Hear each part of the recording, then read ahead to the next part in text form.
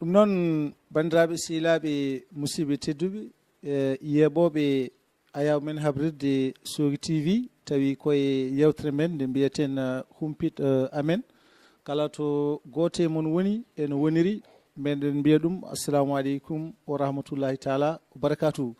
En gatti e jamma hande o tawi koye nder yewtere men humpito amen eɗen bismiɗo goto ɓe Allah hokki teddugal hande e nder wuro ngo hono maître Moussa Bocara Thiam. eɗen gandi tuggi nde o ari e hoore wuro ngo nde waɗa maire fewdu joni o heɓani taw wawde joddade e wuro Soguinaɓe e hono ni surtout tawi ko ɗo henete Sogui TV en ɓooyino yidde ɗum o jaɓani en ɗum donc eɗen jettamo no feewi jabdemo wonde koɗo men yewtere men humpiɗo amen. So Allah jaaɓi ma en jewtida makko e toɓɓe kewɗe ha heddi toɓɓere politique siftinɗon Sogui TV to banggue lawol min gona yamiraɓe yewtude toɓɓe ɗe ganduɗa ko toɗɗiɗe politique ko ɗum waɗi gueule men puɗɗi min meeɗa haalde hen donc kadi gandon nde yewtere min kaldata ɗo koye Moussa Bocara Thiam maire commune mo Wourossogui donc ko toɓɓe toɗɗiɗe ɓamtare Wourossogui kadi ɗum eɗen mbaɗa jurmowuri dendagal bandiraɓe e jamma haran tedduɗo mo jaltuɗen o eɗen ñaagui Allah tedduɗo yo Allah hokku en tawiɗo samuri eɗen jafno bandiraɓe ɓe yo Allah waɗen yo Allah yaafaɓe. ɗum noon monsieur le maire mo hokkuma calmodira e Wourossogui naɓe. jarama Mamoudou Sow ko adi foof mi salmini kala jeeɓawo oɗo émission e ko jamma haran mo jaltuɗen hanki o mbeɗa yafno dendagal Wourossogui naɓe foof kala mo meeɗmi wadde ko ganduɗa ko muusimo tawmi mi tinani walla mi teyani vraiment mbeɗa wima aɗa jarlo aɗa yaafo minenne kadi kala bannoɗo kam ko ganduɗa ko welanomi mi yardima mi yaafima e kadi min ñaago duwaw e duwono wuuro ngo foof yo Allah ɓamtu wuuro ngo yo Allah ɓamtu Wourossogui naɓe foof yo Allah ɓamtu seeram men wonde wuuro ngo yo Allah ɓamtu sukaɓe men yo Allah janggoɓe yo Allah walluɓe e koɓe goni dow majjum danniɓe kadi yo Allah uditɓe ha yaaja ɓe gattira ɗo e Wourossogui eyyi donc vraiment ko bellamma mawɗo hande wadde assisté wadde oɗo émission ko hunde mo peut-être ko hande Allah hoddiri mais ko hunde ganduɗa en jiɗɗo wallode guel ko ɓooyi eyyi joni noon bon ɗum ɗo hande yewtide Wourossogui naɓe ko yewtere tan mi fammino Wourossogui naɓe ko neɗɗo kadi sa ardima wuuro ene moƴƴi saaha foof garta e yimɓe wuuro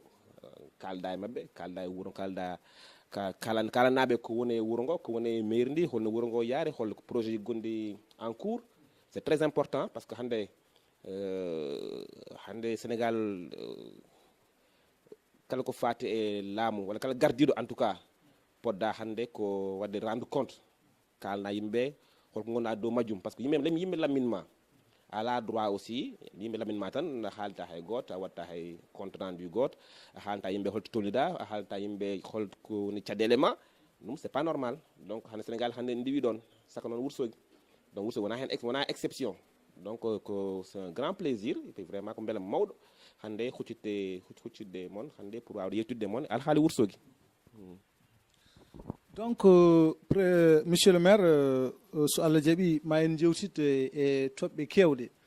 kono toɓɓere men adide manam premier men question ko a ari e Wourossogui Allah walli a woni maire hande o nano woni duuɓi tati nan fuɗɗo fawde monsieur le maire min jinno andude ko oɗo saaha beele a heeɓi famde tigui rigui Wourossogui to banggue développement hol tolno mum e nder région de Matam walla ni e nder Sénégal. eyyi Mamoudou Sow question ma o so question mbaɗɗo importance par ce que je pense que enen moƴƴi enen Wourossogui naɓe ganden wuuro men ngo holko woni place Wourossogui hande dans le Sénégal par ce que sa ƴeewi hande rawide Wourossogui fait partie quand même des 10 commune ɓurɓe wadde jogade avenir jogade potentiel ko wiyete potentiel ko e ɓurɓe effectivement jogade capacité de développement Wourossogui hen jeeya Wourossogui noon ko ville il faut yimɓe paama kadi Wourossogui wona une ville wona Gurel wona une ville enfin une communauté rurale c'est pas une c'est vrai que ton mbaɗi en classé koye goron tokson nder Sénégal ko wiyete communauté rurale côté administrativement sa ƴeewi parce que ɗum hayde guila ndiyam men wiyete ko ndiyam SDE tout ça c'est pour les communes urbaines mais kala ko fate communauté rurale en tout ça ko effort Wourossogui ko effort woni donc ɗum ko exemple quoi donc alors que réalité Wourossogui ko commune urbaine ko commune on a des problèmes de ville parce que ngala Wourossogui ala agriculture donc Wourossogui hay goto remani nder surface Wourossogui à part sipa men o ala fof to remete nder Wourossogui kala demo hande ko commune de Ogo gonɗa donc c'est pour dire que Wourossogui on a des problèmes de ville c'est-à-dire que problème de commerce problème de déchets urbains affaire mbalitaji ndi ne heewi par ce que ko Wourossogui ko ville commerciale donc ça sen paami noon Wourossogui ko ville commerciale donc podɗen joni ko wadde diriger action développement Wourossogui e on fannu par ce que Wourossogui wuro fof commune fof e potentiel mum par ce que fof ganda potentiel wuro ma hande potentiel wuro ngo ko côté immobilier côté maade galleji des cités des bureaux tout ça parce que ko siège social ONG ji kewɗi siège social banque ji kewɗi nden ɗo hande ɗum fitti ko ville vraiment de service voilà ɗum wiyete ko ville de service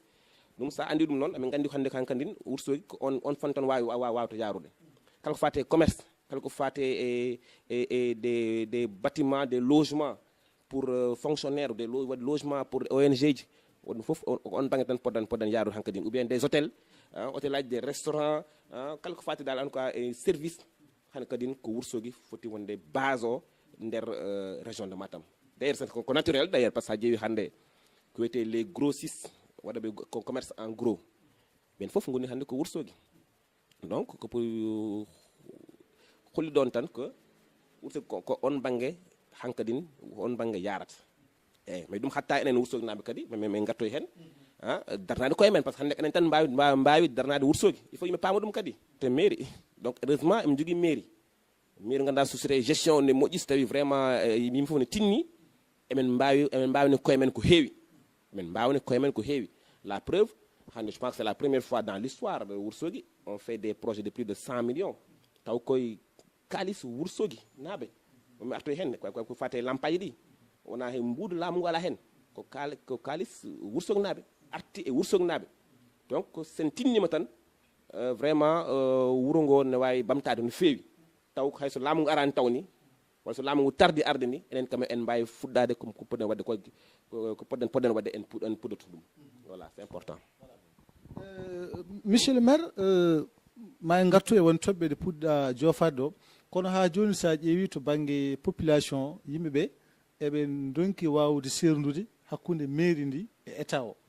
manam heewi ko yimɓe mbiyata ɗum état ene foti wadde ɗum nde wuuro he taw ko mairie ndi foti wadde ɗum walla boom yimɓe mbiye yo mairie ndi wat taw ko état o fonno wadde donc min jinno ko gartana en hakkude état o e mairie ndi hol ceerigu to banggue golɗe no sifori eyyi donc kalɗa ko c'est important parce que namdal ma ngal e waɗi importance parce que neɗɗo kadi sa anda holko woni charte mairie holto mairie foti jogade responsabilité a wata famde ko heewi ko e banggal commune aji ɗi bon gande kam d'abord Sénégal no sifori ni laamu ngu état o hayso banggue ngaalu banggue kala ko fati recette laamu ngu omo jetta ko heewi e commune aji ɗi omo nawa mais kono o artirta ɗum e commune aji ɗi heewani san jeeyi presque ko 6 milliards budget Sénégal ko 3000 milliards sa jeeyi presque 6 milliards tan fayi e commune aji ɗi ɗum wona haydara ɗum c'est donc Sénégal wawa wadde développé yendam mi haaldum Dakar d'ailleurs Sénégal wawa wadde développé sur la base des acte 3 de centralisation ou acte 2 de centralisation ɗum noon fof wawa wallude Sénégal ha Sénégal wadde ha commune aji wadde développé c'est pas possible parce que commune so ala moyen hayno ko yata état so waɗani moyen e commune aji hayno ko yata bon woni ko ganduɗa ko fati kala ko fati ganduɗa e ko wiyete gestion de proximité ko ganduɗa ko pour par exemple école aji ɗi ko mairie ko ganduɗa ko jeere ko mairie parce que ko gestion quotidienne gestion de proximité jarani e fade ha laamu ngu ara pour pena jeere ma jarani aɗa fana ha laamu ara pour fen wadde entretien walla fendu école aji ma walla dispensaire uji tout ça ɗum fof ko responsabilité mairie hay lampaji nder wuuro ko responsabilité mairie donc ça c'est ko responsabilité mairie entière 100% laamu ala hen gueɗal donc mais kono c'est important pamen ɗum gestion mbalitaji e wuuro ko mairie c'est-à-dire ko responsabilité mairie donc wonko ɗum c'est important so nani yimɓe paama ɗum joni noon tawde les mairie wona Wourossogui tan beaucoup de mairie ɓe ngala moyen mairie ji ngala moyen Wourossogui kam en jetti Allah seeɗa en samori seeɗa par rapport aux autres communes mais won mairie ji kewɗi ngala moyen donc sa ala moyen a wawa wadde won gueɗe kewɗe hande budget mairie Wourossogui hande a wawa wiide aɗa bon c'est vrai que mi haalta haala politique parce que c'est pas wona objectif re ɗum ɗo oɗo mais gila nde garmi mairie 2014 ko tawmi ɗo peut-être min garoy hen mi tawi ɗo une situation c'est que enen Afrique noon en keewani surtout Wourossogui en keewani kala laamiɗo artanta yimɓe e ko wonno ko gestion gon bennuɗo o par ce que en meeɗa heɓde maire mbaɗɗo dañɗo 2 mandats par exemple ɓe maire dewɗi ɗo ɗi fof hay goto e men hay min hen jeeyami addanta Wourossogui naaɓe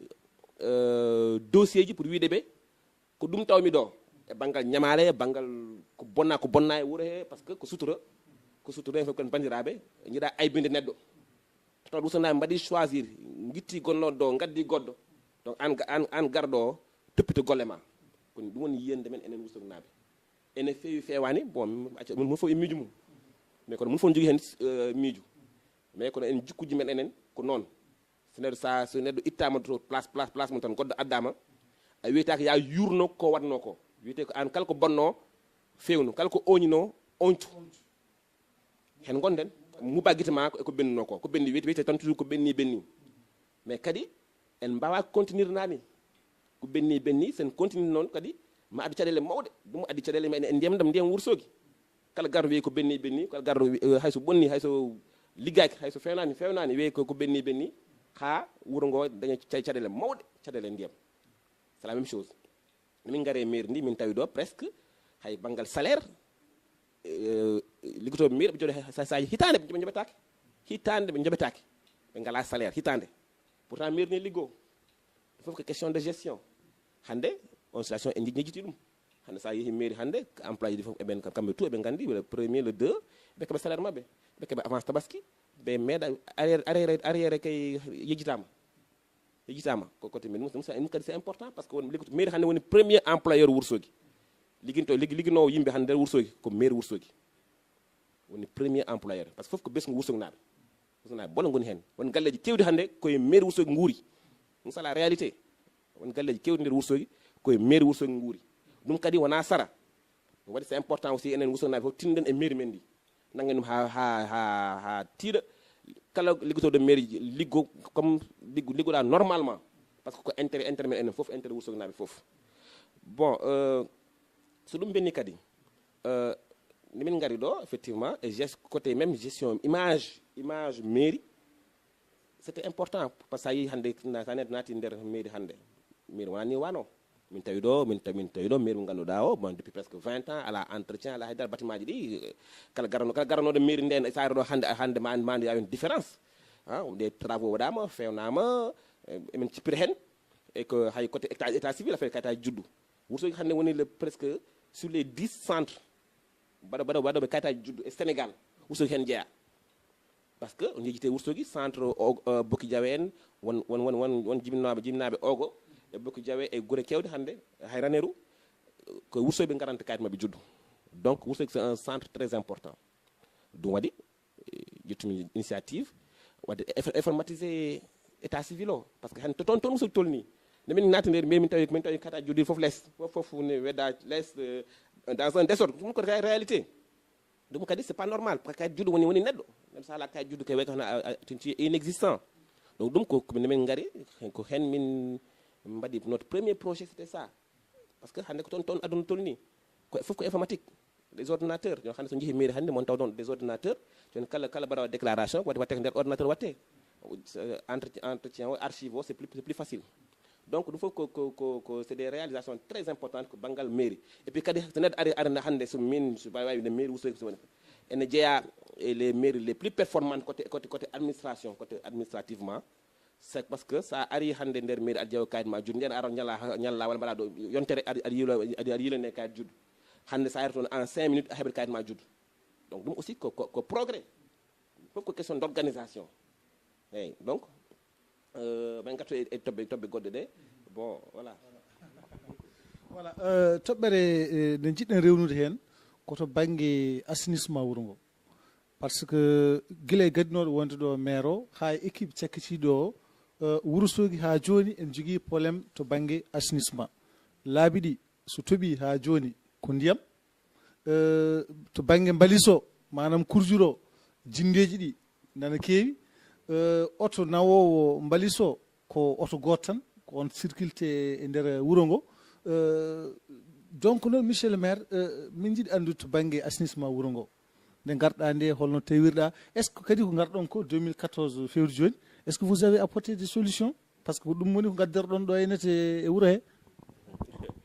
eyyi c'est que banggal laaɓal wuro ngo tawi ko occasion pour mi haalde Ourossogui naaɓe par ce que laaɓal Ourossogui naaɓe wa laaɓal wuro Ourossogui wuro ngo wona alhaali maire tan ko enen Ourossogui naaɓe fof so wuro ngo saltiɗi ko enen ko responsabilité men enen fof enen Ourossogui naaɓe par ce que a yiyat par ce que mbalito immoto koye galleji ɗi immoto il faut que enen fof goto men fof ƴetta responsabilité mum nder galle mum d' abord ɓe ɗum woni lawol kadi par ce que sen jiiɗi dañde wuro par ce que hande systéme o no yarata ni hay sen mbaɗi des millions e nder affaire mbalitaji wuro ngo ay hannde ko yata pourquoi par ce que nemin ngari ɗo min tawi ɗo ko jindeji mbayno leydi e wuro ngo fof settima ɗum min mbaɗi plusieurs opérations plus de 250 camions mbalit yaltinama ɗo e wuro ngo 250 mbalit camion ngaji mbalit yaltinama e wuro ngo jindeji fof ittanoma ha laaɓi ceer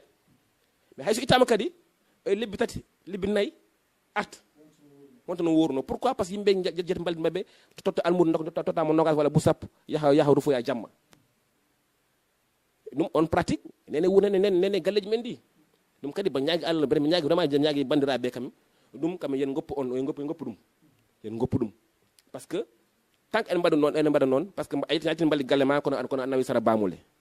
a yaltini mbalit galle ma a nawi bundu lenge mais yoɗani wona lawol mballi galle damal galle ma oto mballi aran oto mballi ne ara yontere fof ne ara e leyɗele ɗe donc c'est pas normal il faut eɗen continue parce que wuro ngo maire tan wawa fewnude wuro ngo liggoto mairie wawa fewnude wuro ngo ko Ourossogui naaɓe enen fof jooɗoto jaɓen pelliten fewnude wuro men par ce que mbalit ko tous les jours mbalit ko ñande fof kala ne pinda jogui mbalit donc mum fof foti wadde gérer mbalit mum taw wasa weddade e laaɓi ɗi donc ko question de éducation question de civique donc mbaɗa ñaagui vraiment onon joom galleji ɗi fof vraiment mballon min tan mais mballon min tan mbaɗon gérer affaire mbalitaji ɗi so totte mbalitaji sukaɓe almuɓe tan nde jaaha nde dufoya caggal wuro ngo c'est pas important c'est pas moƴƴani e wuro ngo par ce que liggama waɗama hen ko heewi ene fo on jii joni hay min kadi ko nden route national fuɗɗi fittede parce que komin jiyata France États-Unis partout pourquoi pas waɗataka Ourossogui par ce que toon kallu ne fitte ɗo nemin puɗɗi fittude kallu ɓe cellani mais c'est effectivement yon jii joni ko intérêt o wuro ngo route national o comme en tout cas ene laaɓi e kadi vraiment mbaɗa waɗa félicité aussi kala fedde dariɗo hande e laaɓal wuro ngo par ce que won pelle kewɗe kandi sa e mbaɗa sesetal ɗum fof c'est important pour que civisme mais kono il faut pas tan enen kada e sesetal parce que ça setal jango mum kala ma jata mbalit ma beddoda mbalit e lawol ala importance ko importance woni ko tout ko conscientisation de la population tous les jours yimbe ganda vraiment petit vraiment wasde weddade mbalit comme ça n'importe comment donc c'est important donc mais hajun hen wona parce que mbalit kam sa oppi sa auto pani hala auto nane auto pani bal didi bal tatisan wuro ngo way ko mera fitede ni donc ko ñan fo tous les jours ko liggey musu non et ko occasion pour min fa de féliciter sukabe won me mbalit be parce que ko wusu nabe hono men ko be kala ne pinni ko hen be dawata et puis ko liggey musdo vraiment ko liggey musdo webani et donc vraiment on va féliciter nous fait et puis c'est vrai qu'on a besoin aussi de autoji pour effectivement de renforcer la collecte quoi. C'est vrai que mais webani parce que auto ça coûte très cher parce que ñi ñano France mi dokki men des camions mais mi ngane camion ngay so ngari do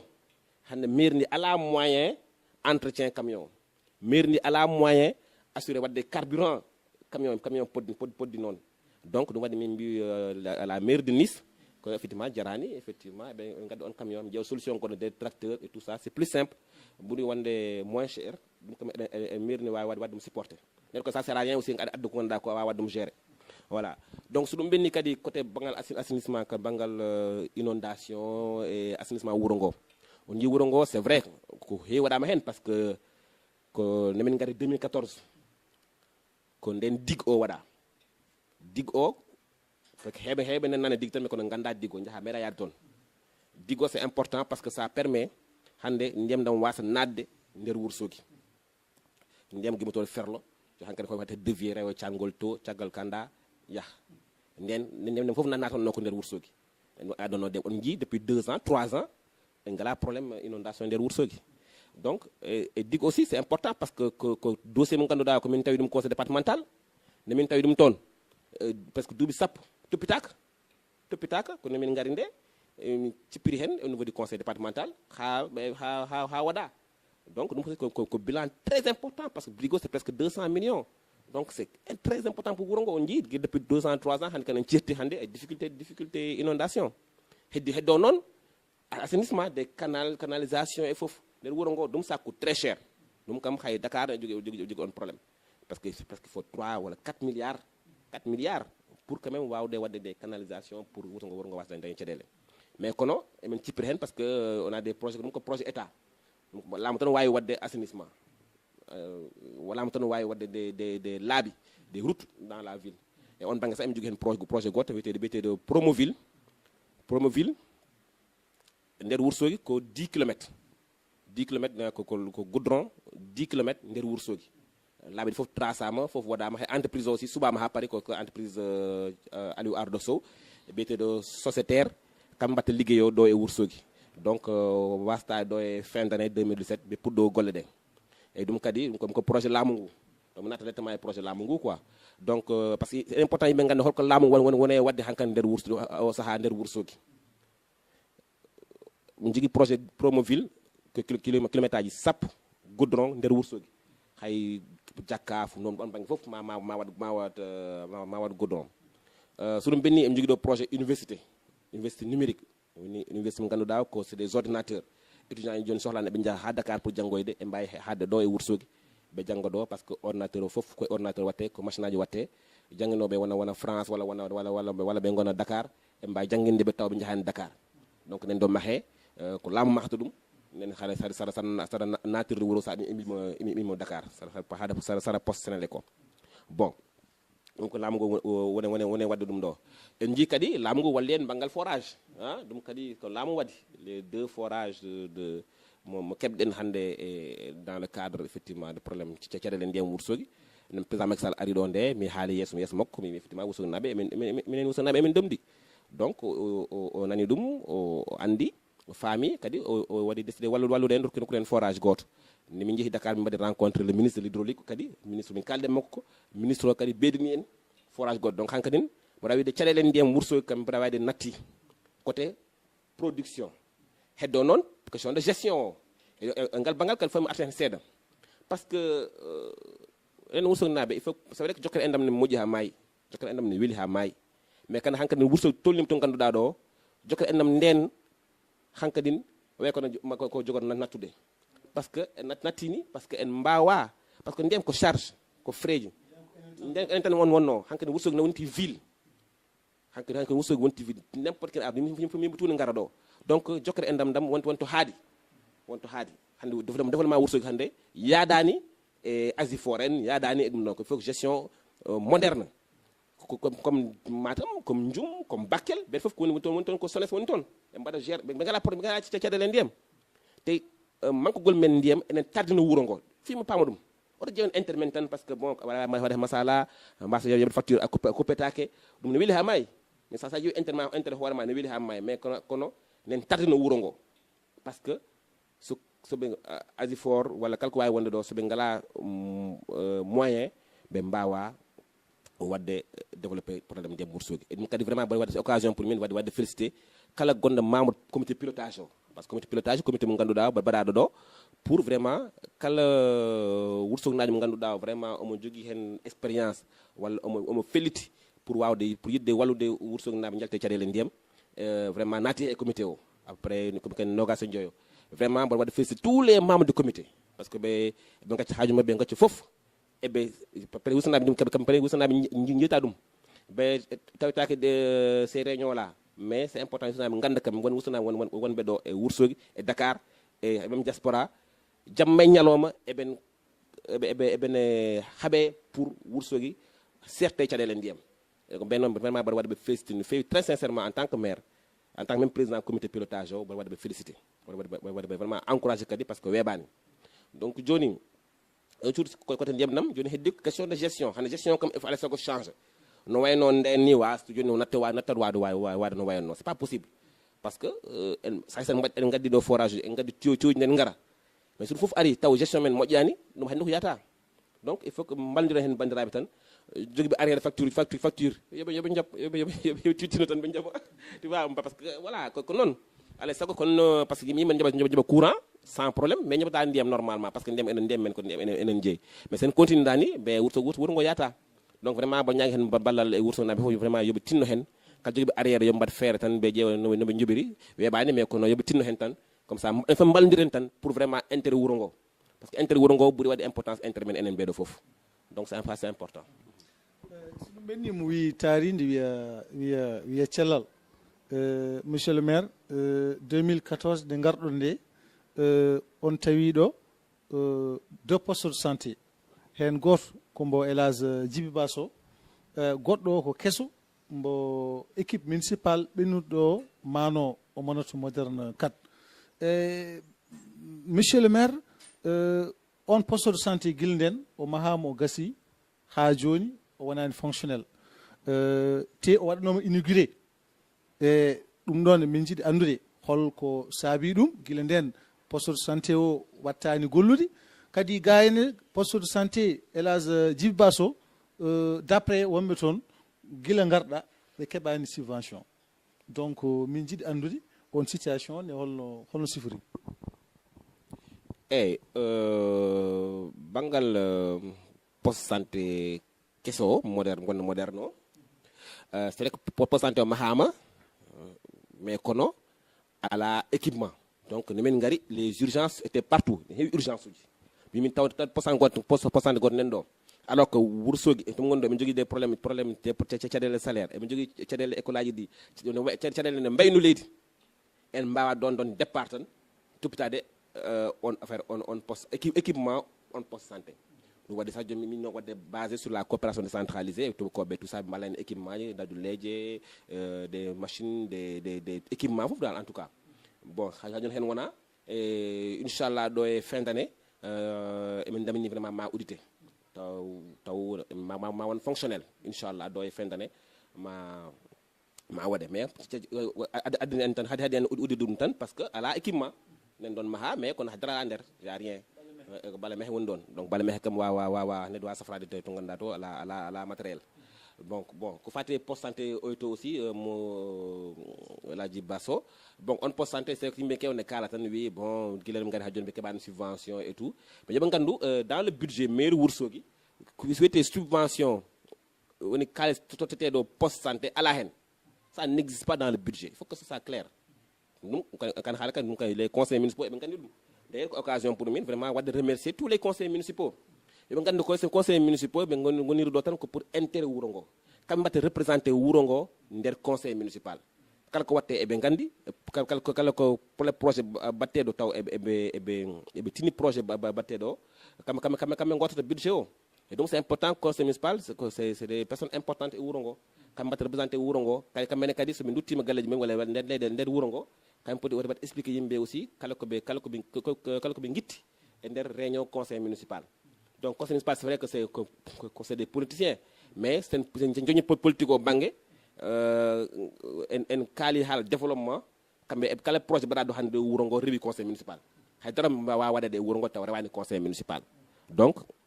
saji tan municipal tan lampaji kubbe conseil mi nana hen conseil ne mbiya way ɓe tinani mais en réalité tout est dans le budget, tout est dans waɗama discuté waɗama échange.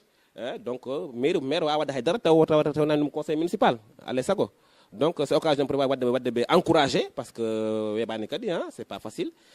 Donc wadde ɓe encouragé wiide ɓe vraiment enen ndendi foof enen ndendi wursogi men il faut ken bandiraɓe kadi ken wursoginaɓe tan oto jaɓen souvent haaluji politique walla position politique ne bonna golle ɗe ɗum ala importance kala mo Allah rokki élection maire jonti mun foof kala jolaɗo yo ngembo kala mo Allah rokki tan ko an Allah rokki heddi ɓe ndewa hen ɗum tan woni ɗon. Voilà ɗo to banggue éducation min jinno andude toonne ko garɗon fewde joni ko holko mbaɗɗon hen par ce que eɗen gandi école 1 situation mum no wayi ko école suuji ɓooyiɗi kewɗi hen keeli hannde école 2 nde garɗon nde ala no mur bon par ce que to neɗɗo welno fof iwra donc école nandi hen kadi ko wona ɗum ko hannde monsieur le maire population Wourossogui nana ɓeydo ko collège goto yimɓe jogui woni collège Seydou Diallo hannde o hakkillaji fof nana jowi e Wourossogui nde dañata deuxiéme collège min jinno andude en tant que maire est ce que nden yiyande aɗa jogui ɗum. Ok jarama donc d' abord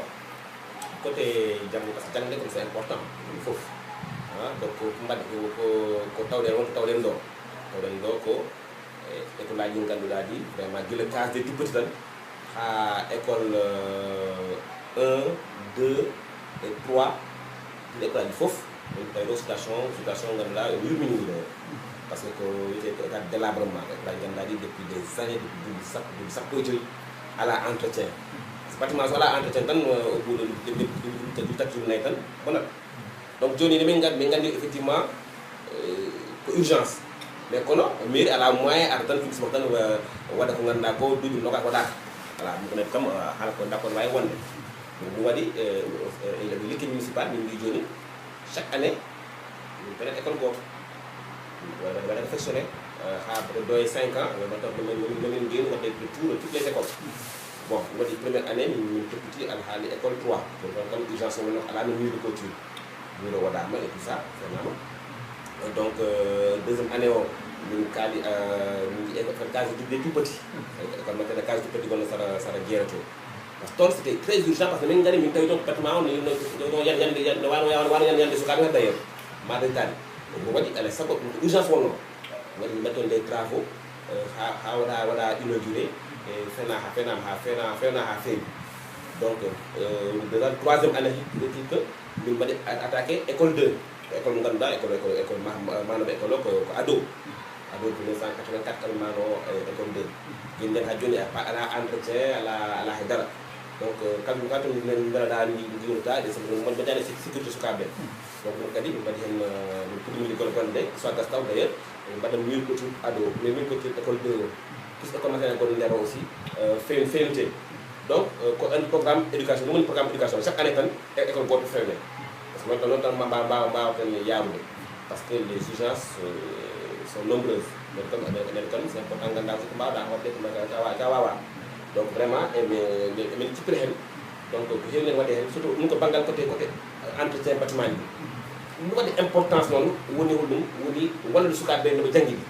ɗum kadi ko heewi waɗama hen par ce que chaque année fourniture scolaire so école udditi hande tan janggo woni eɓe keɓe fourniture scolaire mabɓe donc ɗum mabɓe ene walla jinna mabɓe vraiment e frais école aji ɗum kadi et puis chaque année min mbaɗa journée d' excellence woni holdum wono chaque année ɓe jettat les meilleurs élèves les 3 meilleurs élèves de chaque classe e nder commune o fof ɓe dokke des récompenses dokke des fournitures dokke cahier sakuji fof e gourduji et tout pour wadde ɓe encouragé ala mairie mbaɗe encouragé pour que effectivement ɓe ganda importance jangde ɗum vraiment que c'est très important et puis vraiment sukaɓe ɓe beltoto no feewi hay ɓe garani premier ou deuxième kamɓe soɓe jii ɗum tan kamɓe ne ɓe jiiɗa waɗde feere fof pour ɓe gari ɓe jangguiri no feewi haaɓe kamɓe ne ɓe mbaɗe primé par le maire donc vraiment ko hen wona et que chaque année emin mbaɗa hen vraiment fourniture pour tous les élèves et que min mbaɗa aussi journée d'excellence aussi pour les élèves donc c'est très important sans compter les étudiants aussi mbiyetuɓe appartement à Dakar eɓe mballe kala programme ɓe jogui aussi eɓe mballe hen et donc c'est important so wat déclaré parce que aujourd'hui hande to kalami ɗo hande on a réussi à recruter bourse à plus de 100 étudiants pendant 3 ans eɓe jangga eɓe keɓa bourse mabɓe donc ɗum kadi heɓama hecci hanki donc il y a 100 étudiants musidɗo ganduɗa ɓe ɓe keeɓi bourse hande ɓe ɗo e ɗum tati ɓe gonta yeb jangde mabɓe ɗum foof wona mairie mais ko relation entre effectivement maire et ses partenaires et c'est l'occasion pour moi de remercier aussi notre conseiller municipal Absatou Dia o darimi hen darde tim pour vraiment oɗo dossier wadde réussir waɗa hen félicité waɗa hen encouragé par ce que comme jogino on dossier donc ɗum c'est important c'est la première fois nous voilà que des centaines d'étudiants qui ont une bourse entière. Donc c'est une très grande chose pour le Sénégal. Voilà, monsieur le maire, toɓɓere wonde jinnomi garten nana haali wonde administration ko Matam no woni capital diwan kono sen gatti banggue faggudu manam banggue économique luural ala Wourossogui ko kañum woni ummo woni ɓernde diwan o ko pôle économique wuuro ngo ene nanna machallah wuuro ngo ene daña ene liggo commerce o yiɗi ɗin jiɗno andude ko on retombé monsieur le maire ko ganduɗa ko fewru joni est ce que ana yiɗum bon ono retombé est ce que mi yiɗum c'est à dire est ce que ko wuuro ngo nanata ko emi yo e nder golle ɗe nder golle mairie nder golle mairie eh bien sûr parce que aujourd'hui hande c'est clair que ko mairie nannono nden ko e hande jiiɗa ça n'a rien à voir aujourd'hui hande gestion o ɓuuri moƴƴude ko hande hande c'est vrai que en 2012 2010 2009 mairie nannono han sa ƴeewi hande c'est double parce que nanante joni donc on kalis noon so naati e wuro ngo noon sona fof ne jiiya hande an kadi o saaha des projet ji mairie woni wadde nder wuro ngo hande fof ko kalis mairie gila lampaji ɗi hande nder wuro ngo d' abord hande Wourossogui kam gila woni mairie ha joni duuɓi nogas wisto wuro ngo meeɗa leyrude ni ɗum kam c'est une réalité sande sa yi leyɗele kewɗe hande sa yi nder Wourossogui ma taw lampaji toyɗi mbaɗama hen joni en programme min continue d'ailleurs parce que o saabi min hedde moderne to min continue comme programme donc comme c'est clair an Wourossogui c'est la ville la plus éclairée voilà wiide hande l'une des plus éclairées du Sénégal hen jeeya les Wourossogui sa ƴeewi ɗum ko premier programme o deuxième programme o aussi ko wiyete extension réseau par ce que wonto ganduɗa alano courant hande ene waɗi courant nder Wourossogui par ce que woni wonen nen mawno donc kala y a beaucoup de zones hande courant o ɓeydama ɗon donc waɗi lampaji nder wuro ngo plus courant ɓeydama waɗama lampaji kadi en plus joni min mbaɗi un programme très important je pense que le programme le plus important e mandat men woni lampaji route national ko hunde ganduɗa ko wonno koydol e Wourossogui naɓe par ce que toutes les kadi de grandes villes kadi de ville a foti jogade des lampadaires avec des lampes et route nationalement sa ƴeewi noon presque mbaɗa dans tout le Sénégal à part mairie Dakar mairie Wourossogui c'est la première mairie baɗɗo lampaji route national et budget makko koko taw wona laamu waɗi taw wona laamu waɗi ko mairie Wourossogui waɗi c'est la à part mairie Dakar mimi ko mairie Wourossogui woni première mairie baɗɗo lampadaire e taw ko budget makko tan utile donc aussi ko holliri ko ngaalu Wourossogui kala ko fati nder ko naati nder mairie arti e Wourossogui naɓe par ce que ɗum wonno ko kadi ko ganduɗa ko wonno e Wourossogui naɓe et c'est très important alors Wourossogui aussi on a 3 kilomètres de lampadaire ko 3 kilomètres de lampadaire donc ɗum ko kalis kewɗo mais fof aussi ban dañede ɗum tan enen ko kiram hande ko to so tolni ko ngannduɗaa ɗo kala naatɗo wuro ngo jamma poɗɗa anndude ɗo nannda koye wuro et puis mo en jeeya aussi image wuro ngo par ce que hannde kala to jaaɗa fof nen waɗa feere hono yeyiri image wuro commune mum donc enen ne ko den golle gonɗen yo wursanaaɓe nganndu hannde Wourossogui hannde waɗi développé goppen tan wiide Wourossogui ni tardi Wourossogui yaari caggal ɗum wona goonga min haalta ɗum ɗon wona goonga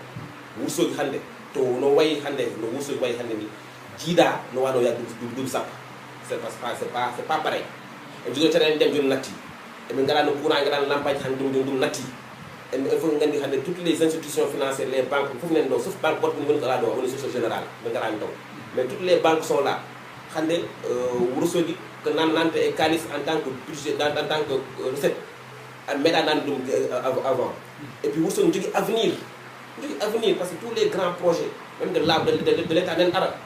la route Ndioum Wourossogui Bakel nen ara bonno lawol so ari kadi ɓeyɗat faydagal wuro ngo ƴen gandi wuro ngo nen waɗa développé wuro ngo nen waɗa avancé Wourossogui wona ni wano ya duuɓi sappo wona ni wano et puis ngande kadi y a des grands projets aérodrome nen waɗe goudron nen fewne joni sila fennane inchallah ma gas ma taw aérodrome de Wourossogui comme ça joni avion ne wawi jippade ɗo hayso ko jamma ɗum ça c'est important ko développement wuro jeeya joni suma garage o min garto hen mais en tout cas wuro ngo hannde koye voie moƴƴo woni hay goto sa wiide hannde wuro ngo wonani e voie moƴƴo c'est pas vrai ɗum woɗani wuro ngo koye jaɓɓal moƴƴal woni koye voie moƴƴo woni gila côté privé o hay côté public côté mairie no joguiri wuro ngo hannde samori haalta par ce que min woni maire mais kalam ko gonga kalanmi hannde par ce que en jii ganduɗa ko meeɗa waɗde wuro ngo par exemple aménagement urbain par exemple hannde nden garta ɗum taw mécanicien ji partout tawa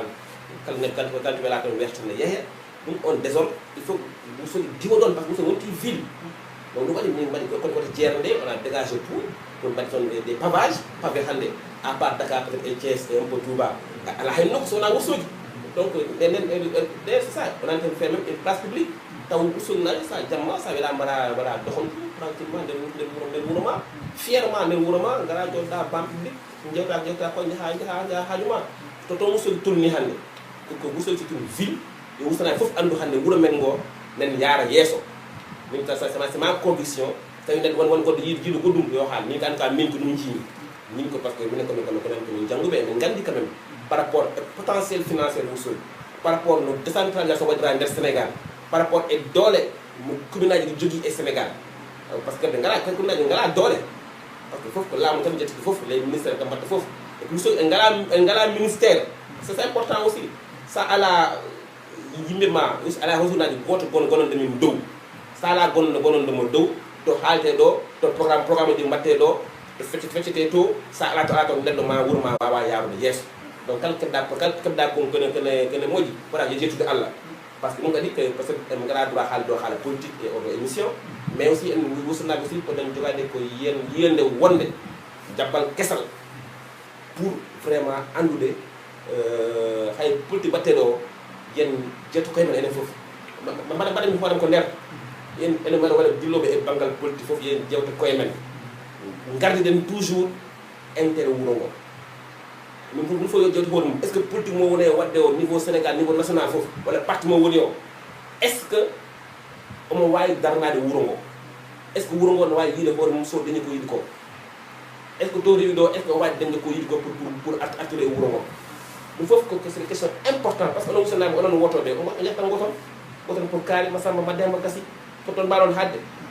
mais kono enen wonɓe dow enen dilloɓe politique ɓe enen poti jotade koye men no feewi ganden ko mbatten ko poten koye men est ce que ene woni nafoore e wuro ngo est ce que par ce que wonde ɗo aɗa rewa oɗo rewe o gande bandiraɓe kala ɗo kala région Matam yo nder Sénégal kala responsable politique keɓɗo hunde nawat ko wuro mum c'est la réalité miɗi wonde ɗo donc tant que en ngala yimɓe dow to foti to feccete ɗo to haalte ɗo to midite ɗo to haalte ɗo to feccete ɗo tan ngala toon nda toon yimɓe bandiraɓe en taɓata koye men tan e haala ma kadi e golle ma kadi par ce que haalde mum tan no weeɓi mais kono e jabbal mo joguiɗa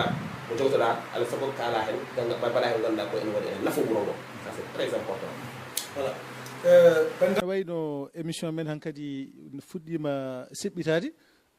mi haalino moon guila fuɗɗode wonde hande o ko foti namdede ene heewi kono alay saago monsieur le maire question goto gartana amen hen woni banggue garage o no wayni fewani yanti hen kadi ne ko garage o ça fait joni 2 ans e hunde koye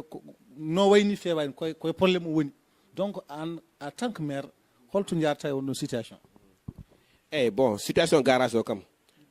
il faut eɗen gandi parce que ko question de gestion parce que maire ndi jeeyi garage o mais gestion organisation chauffeur ɓe nder garage o ko kamɓe ko responsabilité maɓɓe personnel ɓe jogui toon fedde ɓeyteɗo association de regroupement des transporteurs de la région de Matam kamɓe goni kamɓe mbatta gérer garage o hakkude maɓɓe les mandats les wiyeteni d'ailleurs les walla les coxeurs en tout ça kamɓe mbatta organisation koye maɓɓe les tableau ji maɓɓe fof kamɓe mbatta on organisation joni noon won gonnoɗo ɗo mbaɗa mandat makko 5 ans ne mandat makko gasi o sali wadde renouvelé mandat makko donc waɗi probléme e nder fedde maɓɓe nde association ɗum addi blocage e nder organisation maɓɓe hande garage o hande est divisé par 2 yaade partie goto partie fof ne jogui responsable ne jogui auto mum ne jogui responsable ne jogui son organisation ko hunde ganduɗa ɗo vraiment ko min vraiment welanimi haydara hay batta c'est clair et puis kadi koko réglata parce que min ko gestion privée ni so tawi en jogui impact e nder fonctionnement wuro ngo e nder désordre battede wuro ngo alay saago mi jette hen des mesures mais koko renda entre ministère de l'intérieur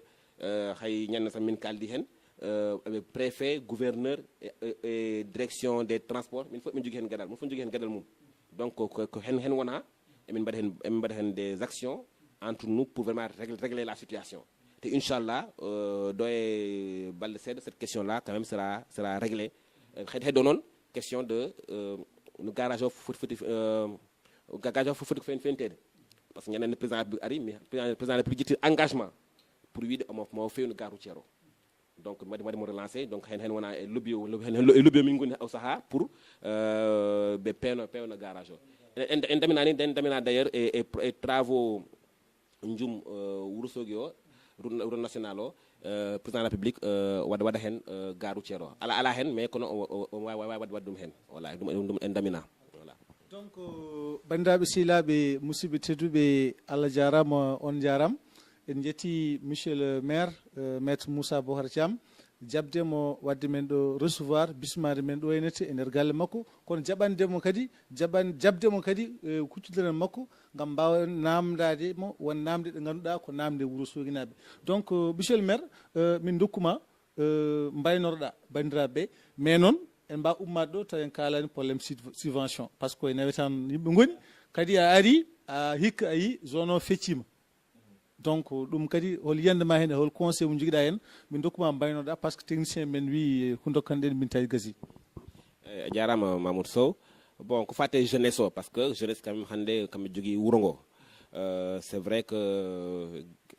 puɗɗiɗo guel garden ha joni bon côté kala ko fate subvention ɓe meeɗa jogade caɗele subvention chaque année ɓe dokke subvention ɓeɓe normalement et que hay coupe du maire min mbaɗi organisé rawane meeɗa waɗede organisé ɗo en terme d'organisation en terme de moyens baɗaɗo hen voilà donc sone hikka peut être tardi seeɗa mais kono hen gonmi jama ñalawma mbaɗami hen pour vraiment do e balɗe seeɗa tan taw yalti quoi inchallah hen gonmi joni heddo ko bon wiya joni zone o feccima ɗum kam c'est vrai que welani hay welani hen c'est vrai c'est important quand même que mbaɗen effort par ce que anan hande ko liberté mun fof kala beela jaaha kala jiddo daña hirani mum lami daña hirani mum mais c'est important jeewen toujours intérêt national intérêt communal ɗum neɗɗo oto ndaar intérêt personnel par ce que kala darda intérêt personnel a yadata hay goto donc enen moƴƴi toujours tan mbaɗen ko ganduɗa ko en wawi wallude en enen foof mbalodiren tan dal mais kono ce qui est important min en tant que maire en tout cas hayso 2 zones feccima ce qui est important woni ko yo nawtan wat tan e sukaɓe jaa stade mbaɗa bal mabɓe taw probléme ala taw duko ala taw xare ala taw alhamdulillah bi alamin quand même min do lettre d'ailleurs pour wiide be effectivement ko ni yar et comme fo machallah vraiment ba wadu féliciter parce que be keddima eko calme ko donc vraiment problème ala bon peut-être que do e mo wuri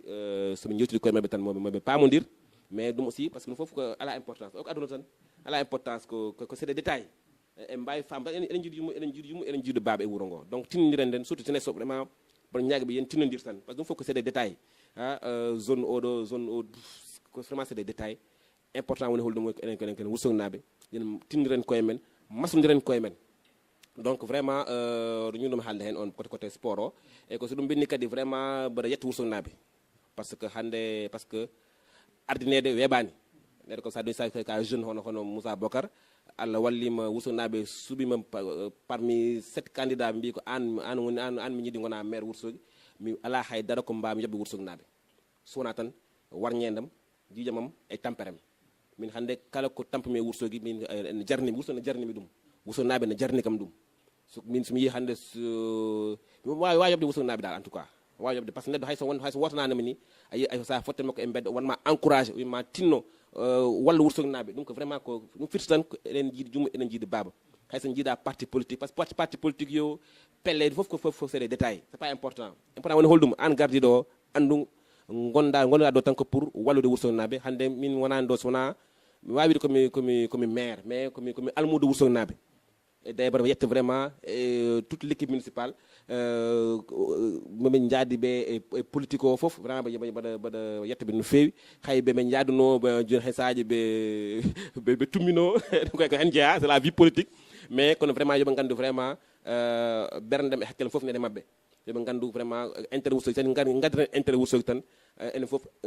jiiden jumma jiiden baba et puis bada vraiment bada yetta serambe wuro ngo parce que hilfa diine wuro ngo tente cena men cena Aliou Thiam min duno mun feewi yo Allah jurna balde makko parce que moƴƴe wuro ngo vraiment parce que hande sen wurso so jiiwud inde wurso hande yehi international koy sababu no cena Aliou Thiam donc mi jetta mon no feewi e mi jetta vraiment dendagal seere be wuro ngo fof e mi duno be no feewi e yo Allah jurna balde mabbe yo Allah rokku be cellal parce que quand même ben kam e be c'est des régulateurs sociaux e be moƴƴe wuro ngo min en tout cas vraiment sa fof mi moyto mi yadde jahatu goto mabbe mi namdo des conseils et ko pot mi wadde hol pot mi yarude parce que ça c'est important ça woni suko ada ardi wuro ala sago sa fof disnudra mawbe mi wawa aussi wadde remercier la diaspora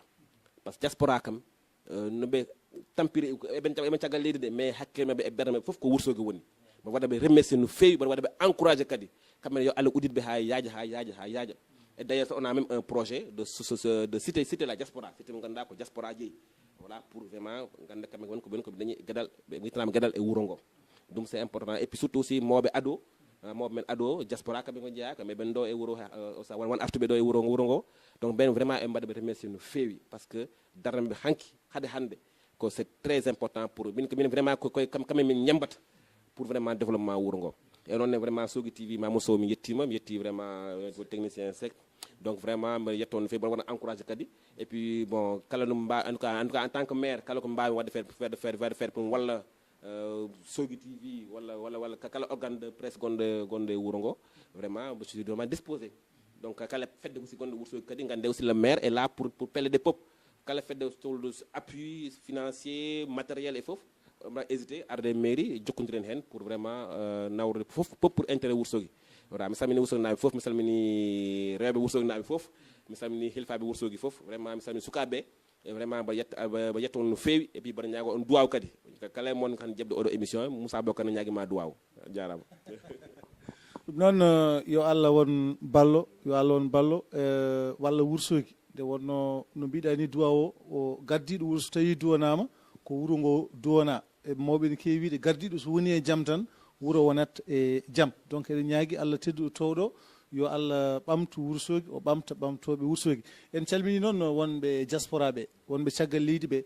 so tawi ko Allah eɓe batti hakkillaji mabɓe e Sogi TV no fewi andin ɗon kadi kala ko wursogi naɓe jeeɓiɗo e golle Sogi TV wonɓe caggal leydi ɓe ene jeeɓu ɗum ɓe ceerani e noddude men e wadde men encouragé e wadde men conseillé yen tinno ɓeyden golle donc bandiraɓe on calminama on juurama on ñagama duwaw ɗum noon monsieur le maire Allah jarama a jarama humpiɗo amen weltima e ñalawma hannde o e ngoɗo ene se bismangu min mbima Allah jarama a jarama e inde gardiɗo SOGI TV hono Amadou Ndongo ɗum noon yo Allah hokku en hawrude e saaha goɗɗo